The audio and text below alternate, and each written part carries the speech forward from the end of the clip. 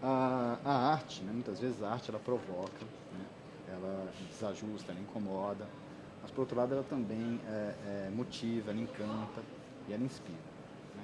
De uma forma ou de outra, a arte é algo que transforma. Então, quais seriam os interesses, quais interesses podem haver para as pessoas censurarem a arte? A arte provoca e inspira. A mesma arte que inspira alguns provoca a outros ou choca a outras pessoas. Então, na verdade, o que traz a censura é a intolerância em relação ao outro. Porque às vezes, a arte também pode ser de mau gosto.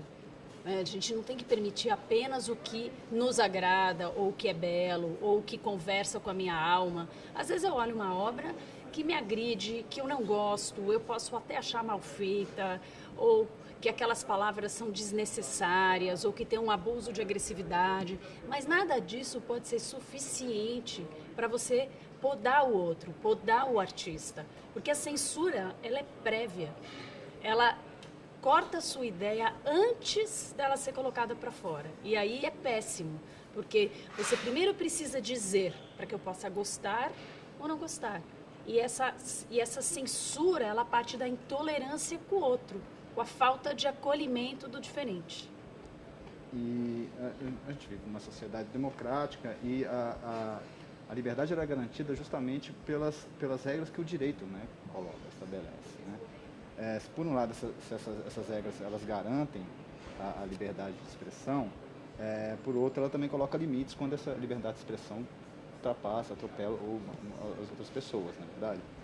E de que maneira conhecer o que a Constituição brasileira diz a respeito da liberdade de expressão pode contribuir para o trabalho de quem trabalha para o trabalho de quem lida com a arte? A liberdade de expressão, ela é uma garantia constitucional. Então, a Constituição Federal está fazendo 30 anos. Apesar de ter 30 anos, a Constituição brasileira ela é muito moderna nos seus conceitos gerais. Você pode ter questões específicas de pequenas coisas, mas nos seus princípios ela é muito moderna. E ela garante a liberdade de todos. Essa é a dificuldade de cada um de nós quando se depara com alguma coisa que não gosta ou pela qual é agredido. Porque a liberdade é para todos os cidadãos.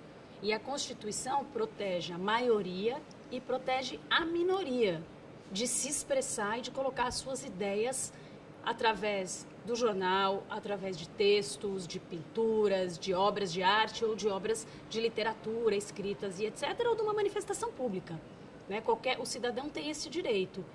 E, na verdade, como regra geral, pela Constituição brasileira, não há limite para essa expressão. O que existe posteriormente a ela, se ela causar danos a alguém, este alguém pode ser indenizado. Mas o dano não é assim, eu me chateei. Isso não está valendo. Tem que ser dano real. Eu tenho que, de verdade, causar um dano à moral de alguém.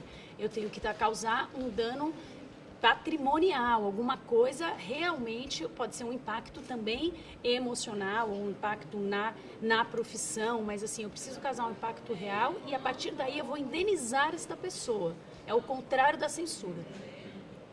E a ideia central do livro é justamente defender, né, o direito à liberdade, né, a arte e a liberdade de expressão. Para essa tarefa você convidou um monte de gente para escrever, né, os textos, as entrevistas, as crônicas que tem no livro. E eu gostaria então que você comentasse, né, dissesse bem, de modo bem genérico, quem são essas pessoas, sobre o que essas pessoas escrevem e como é que foi costurar uma linha narrativa que fosse acessível para que a maioria das pessoas pudessem compreender o que está no livro. A gente, na parte técnica, a gente usou nesse livro, eu e o Natali, né, o Edson Natali, o outro organizador, uma mecânica que a gente já usava no Guia Brasileiro de Produção Cultural. Eu sou advogada, mas ele não. Então, toda a parte mais do juridiquês, eu escrevo e ele me liga e fala, não entendi nada. E aí a gente começa de novo, ou começa a colocar um texto que seja mais acessível, com isso acho que a gente garante um acesso para todas as pessoas. Nesse livro especificamente, a gente convidou tentou convidar vários pontos de vista. Então, tem o artista, tem o curador, então a gente tem o Benjamin Cerucci, tem o Zé Celso, tem a El Steiner, que dá um olhar assim artístico, né? Esse olhar cheio de oxigênio. Daí a gente convidei o Antônio Prata, que escreve uma crônica deliciosa sobre Chapeuzinho Vermelho. E depois a gente tem uma coisa mais estruturada, escrita pelos advogados, e aí a gente tem advogado criminalista, e com isso a gente construiu uma estrutura que permite ter uma ideia do que diz a lei e qual é o ponto de vista do artista, do curador e para que serve a arte, né? Então o livro começa discutindo para que serve a arte e tenta daí alinhavar isso com arte e criança, arte e humor. Arte pode ser crime, e na religião nós convidamos 5, 6 representantes religiosos diferentes. Então, tem o Newton Bonder, que fala do ponto de vista do judaísmo, mas tem a Makota Valdina, que fala do ponto de vista da religiosidade afro, e todos eles responderam as mesmas perguntas. Como é que a arte se relaciona com a religião? Se é possível, quais são os limites, se não existe limite. E aí é interessante porque você vê várias opiniões. Afinal, assim, a quem se destina? O livro ele tem ele é mais voltado para quem produz arte, no sentido de quem está no bastidor das artes, ou para quem está em cima do palco? Esse livro ele tem algum público específico? Não. Eu acho que esse livro, ele faz parte de uma coleção, né, chamada Gestão da Cultura. Então, ele é o primeiro livro que inaugura essa coleção que a gente está organizando junto com a editora Sesc. E ele se destina para as pessoas que estão, de alguma maneira, vinculadas à arte e à cultura. Então, ao artista que está em cima do palco, porque tem uma discussão se é crime, o que pode ser crime, o que não é crime. E tem também do que pode a arte, e também para os gestores culturais envolvidos, para os técnicos e para os diletantes, para as pessoas que gostam de arte, entender para onde vai essa discussão das fake news sobre arte e direito e as exposições que foram fechadas e os espetáculos, enfim, entender um pouco essas manifestações de parte da sociedade versus garantias constitucionais. Acho que tá bom. Você tem mais algum comentário que você queira fazer? Algo que a gente não tenha falado aqui que você acha importante falar? Não, acho que tá bacana. Tá ótimo, né? Acho que tá bom, gente, né? Fechou, galera.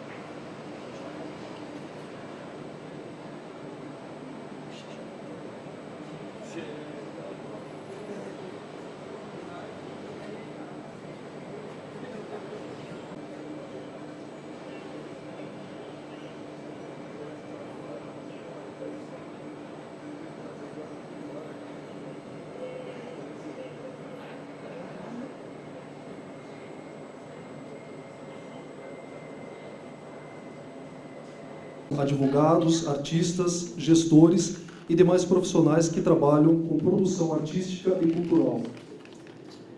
O primeiro volume, Direito, Arte e Liberdade, aborda os limites da expressão artística sob a perspectiva do direito, assunto que se tornou um dos mais relevantes atualmente na área da cultura em nosso país, especialmente após diversos casos de intolerância à diversidade. Para falar sobre o livro, convidamos a organizadora Cris Olivieri, que é advogada com especialização em gestão de processos comunicacionais e culturais pela Escola de Comunicação e Artes da USP e mestre em política cultural pela mesma faculdade. Ela integra o Fórum Brasileiro de Direitos Culturais e a Comissão de Artes da OAB São Paulo. Por favor, Cris.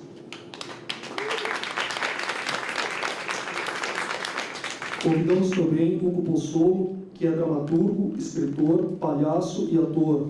Fundou o grupo Parlapatões, foi coordenador nacional de circo da Funarte entre 2004 e 2005. E também convidamos Benjamin Serrucci, que atua como curador, editor e gestor cultural. É curador associado da 31ª Bienal de São Paulo, mestre em Sociologia da Arte e em Gestão Cultural, e foi diretor de programação do Centro da Cultura Judaica de 2009 a 2012. Desejamos a todos um ótimo bate-papo, um ótimo lançamento, e depois teremos aqui ao lado uma sessão de autógrafos.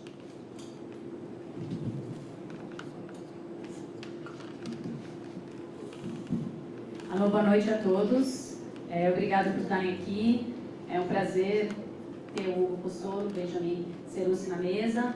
A ideia é a gente falar um pouco das ideias que a gente trouxe no livro e, enfim, depois a gente no final vai abrir um pouco para perguntas, bate-papo, já que é um assunto que de alguma maneira atinge mais ou menos todo mundo que está envolvido nessa área da arte e da cultura, que nos diz respeito, né, da gestão da cultura e que pode ajudar as pessoas a poderem se formalizar melhor, entender melhor como as coisas acontecem e com o momento todo maluco que a gente estava vivendo, especialmente em 2017, a gente entendeu que tratar de arte, de liberdade e das questões de direito e igualdade eram muito importantes. Então, o livro ele é dividido em capítulos, em tomos, na verdade, um sobre arte e criança, sobre arte e religião, arte e crime, arte e humor. E dentro de cada desses conceitos, existem várias pessoas que foram convidadas para escrever e para discutir o assunto. Eu vou apresentar aqui um pouco a ideia de como é que isso funciona no Brasil.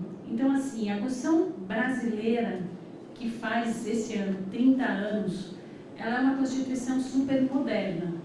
Ela é longa, ela, né, tem essa crítica de que ela tem artigos demais e que às vezes ela se mete em assuntos que deveriam ter sido deixados para leis menores, mas nos seus conceitos e nos seus princípios, a Constituição brasileira, ela traz a defesa muito forte de todo tipo de liberdade. Então, a liberdade de expressão ela é profundamente garantida pelos princípios constitucionais brasileiros e que estão detalhados no tal do artigo 5º, que é onde tem todos os direitos individuais. Então, embora a gente veja alguns processos judiciais, algumas discussões sobre publicações e etc., a lei mais importante, que é a Constituição, garante a livre expressão, garante a liberdade de expressão e a liberdade artística de qualquer um dos cidadãos brasileiros. Dentro dessa escala, o Supremo Tribunal Federal ele tem este papel de proteger os princípios constitucionais. E se por um lado a gente viu nos últimos anos um Supremo Tribunal super politizado e de alguma maneira se manifestando de conceitos e brigando entre si, no que diz respeito aos assuntos vinculados à liberdade, o Supremo Tribunal foi sempre muito fiel aos princípios constitucionais. Então, na grande discussão sobre as biografias e sobre os direitos do brasileiro saber sobre a própria história, o Supremo Tribunal decidiu que era mais importante o direito à história, era mais importante a gente contar o que aconteceu do que a gente proteger o direito individual de uma pessoa, no que diz respeito especialmente às pessoas mais públicas, né, e que tem impacto na história do Brasil. Então, ele optou por uma ação mais livre. Na Marcha da Maconha, ele optou pelo que as pessoas podiam sim se manifestar.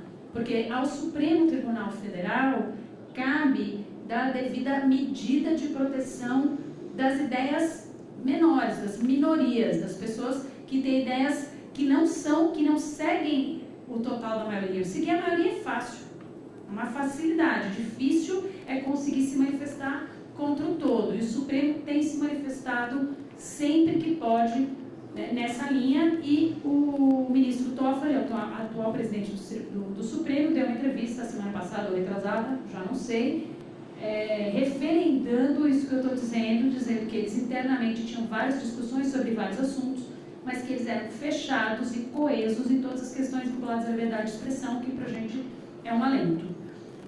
Ao Ministério Público, é importante também entender que dentro da Constituição, essa Constituição de 88, ela dá ao Ministério Público uma autonomia muito grande. E é por isso que todos os processos públicos que a gente vê hoje, não só alguns vinculados à liberdade de expressão, mas muitos vinculados às questões políticas, a promotoria, né, o Ministério Público é muito livre, porque ele não é mais vinculado aos poderes executivo, judiciário, legislativo. Ele é quase um ser autônomo ali que defende o cidadão, que defende os direitos individuais, que defende os princípios constitucionais contra qualquer poderoso, contra qualquer poder instituído, contra os governos e contra as atitudes que possam fazer qualquer limitação à liberdade de expressão.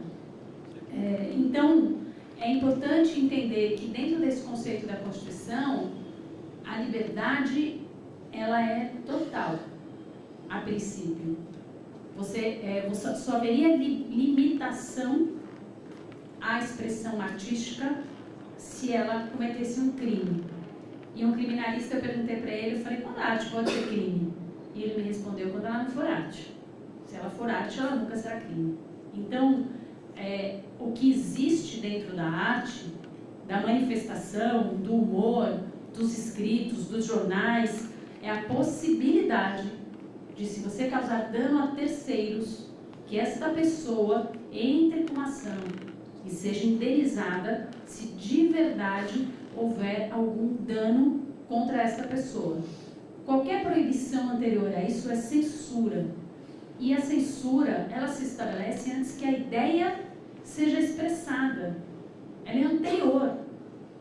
Enquanto que o que a Constituição brasileira propõe é que qualquer tipo de penalidade seja posterior.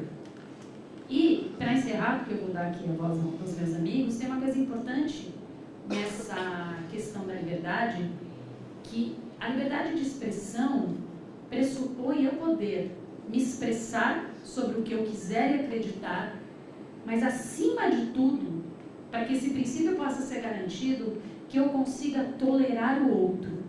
E tolerar é para além de respeitar. Porque respeitar eu respeito essas ideias desses caras aí, eles lá, respeito eles lá. Tolerar é eles aqui, todos no mesmo espaço público, no mesmo espaço de convivência social. Eu não concordo com o outro, as ideias do outro podem me causar inclusive mal-estar, podem de alguma maneira agredir os meus princípios, mas se não existe uma agressão física e se aquela ideia não é criminosa, as pessoas têm o direito de tê-la, de exercê-la e de expressá-la. Então a arte, ela tem que ser tolerada, aceita, mesmo que ela seja de mau gosto, mesmo que ela me agrida, mesmo que eu não goste. Existe muita coisa que é feita por aí que eu não gosto e que eu posso inclusive pessoalmente achar que é mal feito, que a pessoa não tinha habilidade, mas isso é uma questão absolutamente individual. A expressão, ela tem que ser mantida, ela tem que estar lá para todos os acessos, para todas as possibilidades, até para que posteriormente se possa fazer uma análise a ela. A arte é por essência provocativa, é por essência desconstrutiva. Ela normalmente está à frente do que a sociedade está vendo. Então, se eu não deixo ela estar à frente porque eu não entendo, e porque eu não entendo me agride, eu não deixo que as coisas andem. Então, é muito importante especialmente nos tempos de hoje, que a gente entenda que a expressão ela tem que ser tolerada para todos. A Constituição Federal protege todos os cidadãos. Não só os bacanas, não só os meus amigos, não só os que acham que a mesma coisa do que eu. São todos os cidadãos. E todos incluem aquele cara que fala um monte de bobagem, que a gente não concorda, que a gente acha que não vai para lugar nenhum. Mas ele poder se expressar é muito, muito importante. E como já disseram muitas vezes, para uma imprensa ruim, mais imprensa. Para uma arte ruim, mais arte. Bora, Poço!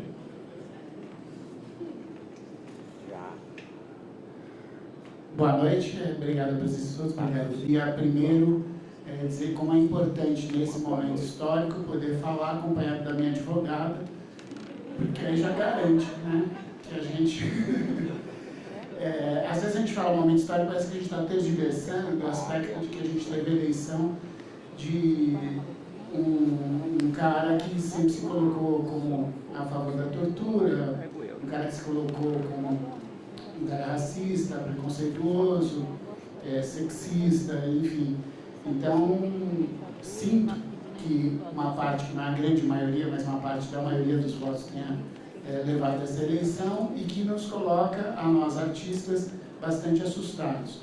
Primeiro, porque a gente também está sujeito a toda uma série de possibilidades que a gente pode imaginar que vão dar errado e que a gente imagina que no discurso fascista chegue até a gente e que nos desloca até da nossa perspectiva enquanto artistas. A gente se preocupa exatamente com isso que a Cris está falando, no primeiro aspecto de se sentir censurado, e a gente pode avaliar que antes de expressar, eu torno difícil a minha expressão, e é muito bom o termo jurídico, porque não é só a censura do que a gente conhece pela ditadura que esse país viveu.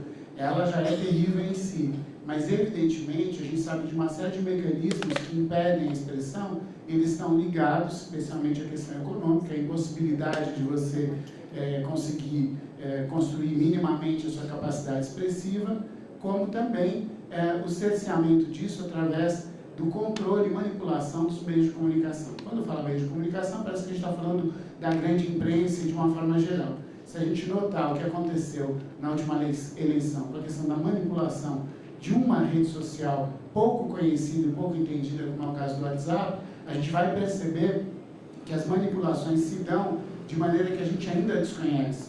Se a gente pegar o nosso celular e ficar comentando alguma coisa perto dele, ou ficar falando perto dele, televisão, televisão, televisão, mesmo ele desligado, eu tenho certeza que a hora que eu abrir o meu Instagram, vai ter uma oferta de alguma televisão para eu comprar. Vocês podem fazer esse teste. Se você fizer muita pesquisa na internet, você vai descobrir que vai vir um monte de oferta para você daquilo que você pesquisou de vários lados. A questão do algoritmo que é pouco estudado. Bom, eu sou um cara que trabalha com humor. Evidentemente, eu consigo tirar a piada de todas essas coisas aqui. Evidentemente, se a gente tem um Ministério dos Trapalhões, um astronauta, Didi, Dedé, Mussum e Zacarias, a gente vai realmente ter muito assunto para falar. Eu só quero poder falar desse assunto. Eu espero não ser cerceado da minha liberdade de expressão. Continuarei a tentar. Eu acho que todo artista não se submete. Eu acho que tinha uma coisa de um jornalista que apanhou na ditadura militar, em que pisaram na mão dele para que ele não escrevesse na máquina no dia seguinte.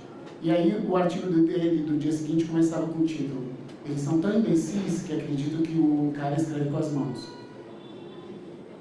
O pensamento é uma coisa que eles não vão conseguir controlar nunca. A gente tem o nosso pensamento como possibilidade expressiva, né? Sempre, sempre. Você pode estar preso, você vai estar pensando.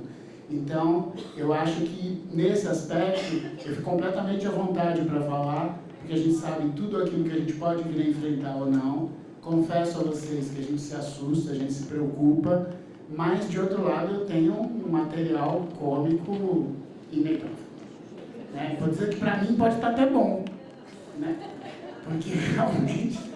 Gente, depois de ver aqueles vídeos da campanha do Bolsonaro, ele parecendo um cara da Al-Qaeda, com a bandeira do Brasil colada com fita crepe atrás, ele não dá entrevista no Jornal Nacional e ele faz aquele tipo de vídeo, a estética que nós vivemos. né? A estética do cara com colete de bala, indo receber a bênção numa igreja evangélica e chorando de emoção e defendendo coisas que, graças a Deus, a gente tem um Macron lá na França para explicar a diferença entre patriotismo e nacionalismo para o Trump e puxar a orelha dele e dizer, calma, cara, entenda que é diferente. Né? Eu, como anarquista, não queria nem patriotismo nem nacionalismo, mas entendo que a ideia de nação talvez seja uma ideia mais cultural. Essa ideia de patriotismo, de cercar as coisas, de delimitar territórios, é absolutamente assustadora. Né? E quando isso vem em defesa, e quando começam a falar de assuntos que não entendem, através de notícias completamente inventadas, eu não diria fake news, porque fake news talvez a ideia de falso parece até charmoso, né? É com o intuito mesmo de manipular a opinião pública. Aonde está a opinião pública hoje? Né? A gente já não tem mais o sentido nem de grande imprensa, onde a opinião pública é conduzida por uma grande corporação. Ela está completamente pulverizada, deslocada, e aí é complicado, porque qualquer táxi, Uber, você vai puxar um papo, e todo mundo tem uma opinião muito incrível sobre a Lei Rouanet. Eu peguei um dado muito simples, né? A Lei Rouanet é incentivo fiscal. Né? Eu separei um quadro aqui, que é do próprio Ministério da Cultura, então está no site do Ministério, então não é algo que eu estou assim, não é uma fake news, mas se a gente pegar, tá lá, olha, incentivo fiscal, na verdade é você não pagar aquele imposto por algum mecanismo, você não paga aquele imposto e reaplica o que seria o imposto na produção daquela área. Se a gente pegar, por exemplo, a área de serviço e comércio, a gente está no SESC, hein? 28,55, ou seja, 28,5% dos incentivos fiscais do país vão para a área de comércio e serviços. Se a gente for para a indústria, 11,99%, quase 12%, é incentivo fiscal. Ai, vamos para a área da cultura, gente, porque a gente está ficando milionário. É 0,066. A gente não chega a 1% de incentivo fiscal. E você ouviu, certamente, de alguém, durante toda a campanha, as pessoas querendo acabar com a Lei Rouanet. Bom, eu participei de um movimento em 2000 chamado Movimento Arte contra a Barbárie. Ali a gente fez um manifesto em que a gente explicava o que era o incentivo fiscal da Lei Rouanet e criticava que boa parte do dinheiro do Ministério, que passava pelo Ministério, não passava pelo Ministério. Primeiro que ele era, não se paga imposto para se aplicar em arte. E quem decidia por isso eram exatamente as empresas. Em geral, o setor de marketing. Nunca tinha uma área cultural na empresa para definir a Lei Rouanet. Hoje, tempos depois, existem áreas especializadas nisso. Daquela época para cá, tudo mexeu-se muito. Curiosamente, eu, uma pessoa esquerda lá, anarquista, criticando a Lei Rouanet, ouço a direita criticar a Lei Rouanet sem entender do que ela se trata. E não se critica ela pelo aspecto que talvez fosse o aspecto mais arriscado dela, que é deixar a fruição do bem, o fomento do bem cultural na mão de empresas, de corporações. Ao invés disso, está sobre o olhar do Estado. Né? Se tentou vários mecanismos, Fundo Nacional de Cultura, outros mecanismos, e nunca eles avançaram. Eu não acho que se tenha que extinguir a Lei Rouanet, realmente não acho. Acho que precisam de outros mecanismos públicos, mas eu não consigo entender essa discussão tão distorcida que é colocada a respeito disso. E aí eu fico à vontade aqui para poder responder perguntas a respeito disso, porque afinal, discutir 0,66% de incentivo fiscal perto de quase 30% ou quase 12% do comércio, serviço e da indústria, realmente se tirar o incentivo fiscal dessas áreas, será uma economia muito maior para o governo do que acabar com a Lei Rouanet. Eu acho que por enquanto é isso. Obrigado, gente. Vai lá, Benjamin. Obrigado pelo convite e é muito bom estar contigo, com vocês. Inclusive, eu tinha falado do Bruno que a gente poderia colocar as 4 fileiras de trás na frente, porque tem um buraco entre nós aí, me deixa muito angustiado. E a gente está num momento que a gente precisa ficar um pouco mais perto. Então, por isso que eu vou falar um pouco para a gente poder conversar mais. E fiquei muito feliz de poder participar deste livro, porque o que eu reparei este ano passado, eu estava lendo a Folha, foi legal isso, acho que semana passada, a Folha falou dos casos de ataque à liberdade de expressão, né? Eles estavam 41, não sei se é isso, talvez já tenha mais do que isso, casos de atentado à liberdade de expressão que houveram este ano, né? E, então a gente, de fato, passou um ano intenso em relação à censura, e o que a gente reparou é que a gente estava muito mal preparado, na verdade. Então eu vejo muito esse livro como uma boia, porque ele está boiando, mas no sentido, enfim, de afundar, mas de qualquer outra coisa, e de não entender o que está acontecendo. E a gente já viu que logo depois do que aconteceu no MAM, no Panorama, o MASP subiu a censura de uma exposição que estava lá em cartaz, e sem necessariamente se perguntar até que ponto, claro, tem advogado ajudando, mas rola um medo que é proporcional ao nosso despreparo, eu acho. Quando eu falo do nosso, no caso, eu falo do meu, talvez, como curador, eu acho que um curador, também, enfim, gestor cultural, a gente tem que ter um mínimo de conhecimento. Faz parte das coisas que a gente tem que saber. A gente tem que saber, obviamente, conhecer um pouco a cena artística, a gente tem que entender de captação, a gente tem que conseguir montar uma planilha, e a gente tem que ter um conhecimento básico em questões jurídicas. E a gente está muito despreparado. Então, para mim, está sendo muito importante poder ter esse livro na mão para entender que menos. A gente tem ainda mecanismos que protegem, não precisa se trancar, não precisa colocar tudo para 18 anos, a gente tem como se localizar melhor neste mundo um pouco caótico, nessa situação adversa que estamos vivendo hoje. E eu pensei em falar algumas coisas, eu não queria falar o que eu escrevi no texto, até você poderia ler o texto. A provocação da crise do Edson foi de falar sobre, enfim, arte no sentido de arte para quê? Arte para quem? Quando eu recebi a pergunta, fiquei um pouco chocado, porque eu perguntei, desde quando eu preciso justificar arte para quê? Ninguém pergunta dentista para quê? Matemáticos para quê? Eu achei bonito essa segunda ditadura e de esmagar a mão para não escrever. Acho que hoje eles esmagariam os nossos pés, porque eles iam achar que a gente escreve com os pés. Está muito mais baixo, né, o nível. Obrigado. Quando o palhaço resta as piadas, fica muito orgulhoso. De fato, o lugar do artista é totalmente negado. Talvez isso seja a pior da censura, né?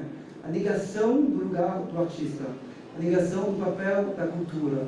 Então, talvez a negação é uma censura ao quadrado, né? Não que a ideia foi proferida e está cortada antes de chegar onde pensou em chegar, e a própria pessoa que poderia proferir essa ideia tem que sumir do mapa. Então, a gente viu circular um pouco recentemente nas redes sociais, eu preciso de médico, eu preciso de professor, nunca precisei de artista, né? Circulou essa coisa. Inclusive, nem sei se agora falariam que precisa de professor, né? Porque professor é tudo comunista, que quer ensinar que teve uma ditadura no Brasil. Então, enfim, hoje tinha essa votação da escola sem partido, chamada como tal. Então, eu só queria chamar a atenção para isso, para começar, né? Dessa censura que está subindo e que está entrando goela abaixo, porque ela está negando o próprio sujeito, né, falante, antes mesmo desse sujeito poder falar alguma coisa, é negado na sua existência. E é por isso que quando eu recebi o convite da crise do Edson, eu tentei falar menos de questões de essência, o que é arte, o que ela, para quem, por quê, para quê, e mais do que ela faz. Eu acredito muito que a arte, de fato, é um gesto, é algo muito prático, né? Não acho que seja alguma coisa teórica. Então eu gosto de falar sempre a partir do que as coisas fazem, para entender essas coisas. Então, no caso, eu tentei criar umas situações de como a arte que desorganiza, como a arte inventa mundos, como a arte conquista a esplanada dos ministérios. Eu tentei criar umas situações para apontar que a arte é, antes de tudo, uma prática. E uma prática, como a Cris falou, destrutiva, desconstrutiva, né? Ou seja, de fato, se há resistência, que ela age, né? Ela faz alguma coisa. E tem essa frase bonita do Zé Celso, que também está no livro, mas essa frase não está no livro, que ele fala o dar não dói, o que dói é resistir. Então, a arte, ela, ainda mais a arte contemporânea, que qual é o trabalho, ela muitas vezes contra o tempo, né? Ela entra em fricção. Né? Eu gosto de a gente ouvir no contemporâneo contra o seu próprio tempo. Né? O que não quer dizer que ela não discute a atualidade. Né? Inclusive, para mim, a Bienal de São Paulo, que está acontecendo agora, ela coloca várias questões, porque ela não está contra o tempo, ela está meio fora do tempo. E não quer dizer que eu acredito, eu defendo só uma arte panfletária. Acho que tem muitas maneiras poéticas de criar ficções com as situações com a qual estamos vivendo. Né? Mas eu acho que tem que ter uma coisa com um certo escapismo que a gente pode sentir acontecendo, que muitas vezes, na verdade, vem de uma certa autocensura. Mas eu queria falar um pouco disso no segundo ponto.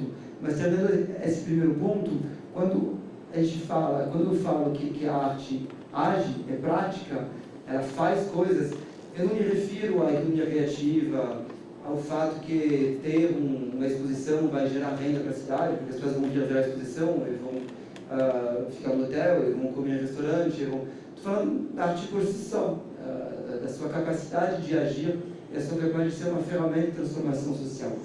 E nesse sentido, a controvérsia é boa. Né? A gente não tem que ter medo, quando a gente propõe algum discurso artístico, de encontrar resistência. Como eu falei, acho que essa resistência é uma maneira de entrar em fricção com o tempo. E, portanto, o que a gente tem que entender que é ruim é quando quer se acabar com a controvérsia. Né? O problema não é a arte, de repente, gerar uma tensão. É quando a gente não quer que essa tensão possa existir. Porque na controvérsia, e todos nós temos essa experiência, numa conversa boa, um debate que pode ser num boteco, que pode ser em outro lugar, a gente vai afiando os argumentos. A controvérsia é boa. A controvérsia faz que a gente pensa, que a gente tenta pensar melhor, responder, encontrar argumentos. O que foi muito nessa eleição, inclusive, que estava todo mundo tão desesperado que todo mundo estava tentando encontrar argumentos. Muitas vezes queriam ciladas, vinha com argumentos que não faziam o menor sentido, o kit gay. Eu peguei um motorista campeão de jiu-jitsu, começou a chorar, falando que petista era pedófilo, que eles queriam defender uma ideologia pedófila. Falei, como que ele conseguiu acreditar que os caras não sentaram na mesa para fazer um plano nacional de pedofilia? É tão absurdo, mas não importa, a gente tinha que falar, né? Tinha que conversar. E quebrou até uma coisa que estava cada vez mais assentada, que era de falar apenas com seus pares, de fato, né?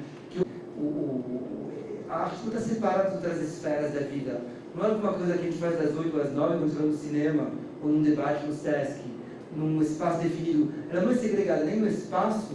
Eu acho que o que está acontecendo agora, isso vai acontecer. E, de fato, o que talvez mais conseguiu apontar pelo fascismo que estava surgindo, eram essas censuras, que surgiram de maneira exponencial. Para dar só um pouco de conforto à alma, que afinal de contas a gente sempre recebe as notícias ruins e muito pouco as boas, eu só queria dar aqui 2, 3 exemplos. Um deles é o Piruzia, que todo mundo sabe que a exposição foi fechada pelo Instituto Santander em Porto Alegre, mas poucas pessoas sabem que o Instituto foi obrigado a assinar um termo de ajuste de conduta com o Ministério Público de lá, ou seja, uma fechada a exposição. O espetáculo de Jesus Cristo, que era feito pela transexual, ele foi proibido em alguns lugares, mas em todos eles, ela foi depois, obteve uma liminar judicial que autorizou que esse espetáculo acontecesse. O MASP, que foi de impedir os jovens de entrar com seus próprios pais. Então, assim, não resolve, obviamente, mas é um alento de que a gente que o Brasil, talvez hoje, diferente do que foi na ditadura que a gente teve no passado, ele tem instituições mais fortes. para garantir a liberdade hoje, né?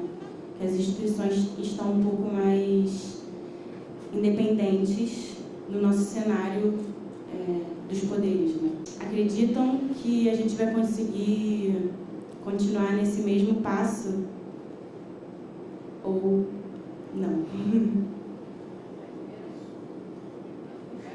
Vai você primeiro, que você é mais otimista. Eu quero dizer, hoje você tem um Ministério Público forte e livre,